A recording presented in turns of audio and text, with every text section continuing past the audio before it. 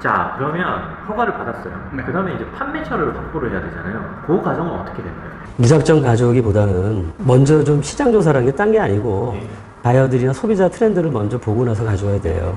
근데 예전에 제가 처음 초창기 때 할 때 특히 술 같은 경우는 인터넷 판매가 안 되거든요. 지금은 SNS나 뭐 네이버 스토어도 있고 뭐 쿠팡이다 뭐 여러 가지 온라인 그 판매처가 있기 때문에 우선은 자유롭게 올릴 수가 있어요. 이쪽 수입에 관심 있는 분들한테 제가 누차 술자리나 이런 자리에서 얘기하는 건데 양이 많으면 안 돼요, 처음에. 그래서 판매 추이를 보고 그 다음에 이제 컨테이너 베이스로 가져야 당연히 그 원가가 전략이 되거든요. 그래야 마진폭이 나오고. 그렇기 때문에 지금이야 이제 온라인 판매처가 있어서 그런데 예전 같은 경우는 아무래도 할인마트 쪽으로 입점이 돼야지만 물건을 결정할 수가 있죠. 그 소량이라고 말씀하시니까 사실 그 감이 금방 나오진 않거든요.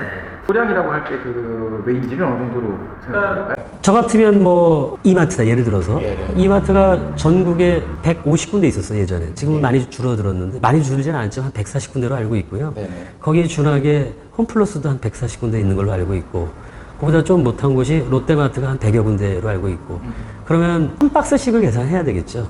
뭐 다른 아이템마다 다르겠지만 보통 박스로 이제 그 말씀을 드리면 150박스는 들어가는데 갑자기 이제 재주문이 올 경우를 대비해서 또 잘 나간다 싶으면 또 그 물건을 수입하면 또 시간이 걸리잖아요. 유럽에서 오는 경우가 예전 같은 경우는 40일 정도 걸렸는데 지금은 50일 잡아야 돼요. 그런 부분들이 이제 잘 그 운영이모를 살려야죠. 오히려 지금이 시간이 더 걸리네요. 이게 이제 그 환경 문제 때문에 지금 천천히 오는 걸로 알고 있어요. 네, 지켜야 할 게 너무 많아요. 그러면 대표님, 150박스에서 재주문이 들어오고 주문을 하면 4, 50일이 걸리기 때문에 그럼 한 300박스 정도는 주문을 하시는 거예요? 그래도 불안하죠. 예, 불안하죠. 또 반응이 좋으면 한 달에도 몇 번씩 그 턴이 될 수 있, 턴이라는 표현을 쓰는 거예요. 와인 같은 경우 한 400박스를 주문한다. 그럼 그게 이제 컨테이너로 따지면 하나에 다 되나요? 아니면 그러니까 와인 같은 경우는 지금 보시는 것처럼 다른 제품보다 좀 용량이 크고 이게 병 제품이다 보니까 높이 못 쌓아요. 그래서 보통 20피트로 가져오는 분들 20피트는 이제 일반 기존 컨테이너인데 규격은 제가 잘 모르겠습니다. 그거 2배 되는 게 40피트라는 표현을 쓰는데 한 요 병 기준으로 40피트면 18,000병 정도가 실립니다. 20피트면 9,000병이 실리겠죠. 한 박스에 6병이 들어오느냐 아니면 12병이 들어오느냐에 따라 다르고 고가 와인 같은 경우는 병으로 배송은 못해요. 그렇기 때문에 박스가 있어야 되니까 6병짜리가 있건 아니면 12병짜리가 있건 두 종류가 있는데 뭐 고가 와인은 분명히 한 6병 정도로 이제 박스를 만들었을 테고요. 그럼 저가 와인들은 한 12병 정도로 그렇게 만드는 걸로 알고 있습니다. 컨테이너로 수량 이제 이걸 뭐 저희가 여쭤볼 포인트는 아니고요. 그 관련해갖고 사실은 이제 직접 업무를 다 직접 처리하시나요? 아니, 그렇지는 않습니다. 네, 만약에 이제 보통 그 물건을 이제 새로 주문하면 기본적으로 유통기한이 있기 때문에 네네. 송금을 하면 그때부터 물건을 만들고 그 물건이 뭐 2주 정도 걸렸다. 그러면 그 전에 2주 됐는데 배편이 없어서 물건을 넣기 싫으면 기본적으로 그 유통기한이 짧아지는 거죠. 받았을 때는. 그러다 보니까 배편을 그 어레인지를 잘하고 이런 쪽을 컨택하게 되죠. 그리고 첫 번째 이제 처음에 제가 실수했던 거는 무조건 가격을 비교해서 10만 원, 5만 원, 5만 원, 10만 원에 싼 곳을 골랐는데 결국은 많이 로스가 나요. 빨리 배편을 잡고 이게 좀 잘 움직이는 곳이 편하죠. 그리고 그 물건이 만들어졌다 그러면 전부 다 그 지사들이 있기 때문에 유럽이면 유럽, 미국 다 지사가 있기 때문에 그들이 직접 제조사하고 컨택을 해가지고 언제 물건을 실으러 가겠습니다. 그래서 이제 싣고 뭐 전부 다 그쪽에서 알아서 다 해줍니다. 아, 그러면 그러니까 포워딩 업체라는 건 이제 배달을 대행해주는 국내에 들여주는 운송 업체인데 그쪽에 예컨대 내가 독일에 있는 A사에 이 와인을 계약을 했다. 그러면 알아서 독일 업체에 그 사람들이 찾아가서 국내로 이제 가지고 오는 거고 그 사람들과 협력하고 있는 관세사 이런 것까지 다 이제 패키지로 그렇습니다. 있어서. 네. 아, 그럼 결국은 정말 중요한 게 이제 물품을 어떤 물품을 이제 인정하느냐 그게 굉장히 중요한 일이네요. 아, 행정적인 이런 수고들은 다 대행 업체들이 있군요. 대행업체가 있는데 이제 말씀 주시는 것들 들어보면 해외에도 지사가 다 있어서 네트워크가 견고하게 형성되어 있는 포워딩 업체를 써야 된다. 이런 얘기신 거잖아요. 그러면 그 포워딩 업체 이름을 우리가 들었을 때 알 법한 뭐 대기업들도 있나요? 현대상이 아닌가 생각이 들고요. 네네네. 실질적으로 그 회사는 사실은 자기네 해운 그 배를 갖고 있기 때문에 언제든지 주선 같은 걸 하지 않고도 직접 자기는 오더를 넣을 수 있는 그런 구조니까 압도적으로 힘을 가질 거라고 생각하고, 그런 업체가 아니라 하더라도 해외 포워딩 업체들이 다 이제 지사로 배치가 돼 있어서 기계 네트워크상을 긴밀하게 움직일 수 있는 그런 회사를 컨택을 하는 게 비용이 조금 비싸다 하더라도 안전하게 처리가 될 거고, 식품 경우에는 유통기한 때문에 제한을 받는 걸로 인해서 큰 손실을 보는 그런 상황을 막을 수가 있다. 그런 얘기신 것 같네요. 그러면 아까 말씀하실 때 그 포워딩 업체 뭐 싼 데를 찾다 보니까 좀 골치 아픈 일이 좀 많았다. 그거 외에도 물건을 예컨대 내가 뭐 10개를 들어오기로 했는데 받아보니까 5개밖에 없다. 그런 사건, 사고들이 발생할 수 있잖아요. 거기에 대한 보험 같은 게 있습니까? 보험이 있긴 있어요. 근데 금액은 별로 크지 않는데. 보험으로 커버가 많이 안 되는 거? 아니, 커버는 되는데 그 HS 코드라고 알고 있어요. 그게 이제 품목에 대해서 보험 적용률이 달라져요. 금액이 크지가 않습니다. 사건, 사고, 만약에 배로 오는데 문제가 생긴다고 하면 전복되거나 화재가 났을 때 천재지변 말고는 거의 없기 때문에 제품값이 뭐 1억이다 예를 들어서. 그래서 아무리 비싸도 10만 원 안 넘어갈 겁니다. 제가 알기로는. 되게 쌉니다. 좀 보충을 제가 해드리면, 해상보험 제도가 근본적으로 해상 운송을 하면서 발생될 수 있는 리스크가 있기 때문에 리스크를 운송인에게 다 부담시킬 수가 없어요. 그래서 이제 이걸 일부 부담을 시키겠고요. 변호사님 오늘 날아다니시네요. 있어요. 네. 그런 얘기 때문에 이제 운송 부선이든 뭐든 그게 굉장히 제한적으로 보험 처리를 하게끔 되어 있어요. 변호사님 오늘은 와서 잘 듣고 가는 컨셉이 아닌데요. 이렇게 우연히 이렇게 되네요.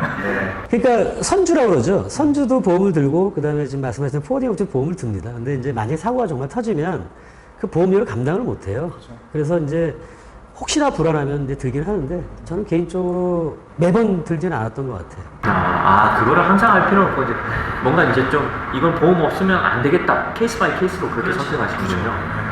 그리고 이제 이때까지 수입 유통하셨던 걸 얘기를 쫙 들어보면 결국 다 먹고 마시는 거였어요. 근데 먹고 마시는 거 말고 사실 화장품도 했었습니다.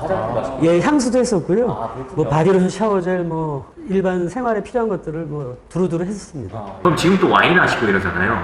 이게 그러니까 그런 생각이 들었어요. 저는 소설가인데 소설을 쓸 때도 내가 잘 알고 관심 있는 걸 써야 이야기가 잘 나와요. 아무래도. 그러니까 이 아이템을 선정할 때도 내가 잘 알고 관심 있는 거를 선정해야 아무래도 더 나은 건가요? 그렇지 않은 것 같아요. 그래요? 네. 내가 뭐 맛있고 뭐 그래서 내 입맛에 맞는다고 해도 문학들 취향들이 독특하고 또 계속 이렇게 사회가 발전하고 산업이 고도화되면서 되게 개성이 많은 것 같아요. 그래서 누차 말씀드리지만 바이어의 조언이 되게 중요합니다. 이 소비자의 트렌드는 급변하기 때문에 내가 좋아하는 것만 고집할 수 없다. 너무 많이 변하면 사실 뚝심 있게 밀어붙이는 게 언제 맞을 수도 있는 거 아닌가요? 근데 이제 받아줘야 이제 근데 이제 지금 같은 경우는 온라인 판매 채널이 있으니까 상관이 없는데 마트나 이런 슈퍼나 이런 데에 염두에 두고 이제 가져오신 분들은 뭐 좋은 거 가져오면 뭐합니까? 안 받아주는데. 온라인 채널로 하게 되면 더 소량으로 해갖고서는 비용을 좀 줄인 상태로 많이 어프로치를 할 수가 있나요? 온라인은 우선은 스트레스는 없죠. 만약에 이제 재고가 없다 그러면 재고 없다고 이제 문구를 올리면 더 잘 팔리는 줄 알죠. 네, 근데 이제 마트 입장에서 보면 공간이 있거든요.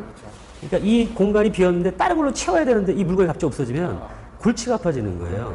그러니까 뭐 빠지거나 아니면 페널티를 먹거나 또는 비행기로 맥주 가져오는 사람들도 많이 봤어요. 갑자기 뭐 물량이 딸려가지고. 또 그런 경우는 100% 손해죠. 근데 이제 한번 입점된 기회를 놓치기 싫어가지고 비행기로 오는 경우도 여러 번 봤습니다. 이거 여쭤봐도 될까요? 이거 제 생각에 여태까지 독일 제품, 많이 이제 식료품, 식료 이런 것들 수입 많이 향수 하셨죠? 화장품도 하셨습니까? 향수 화장품도 독일 건가요 역시? 뭐 그렇습니다.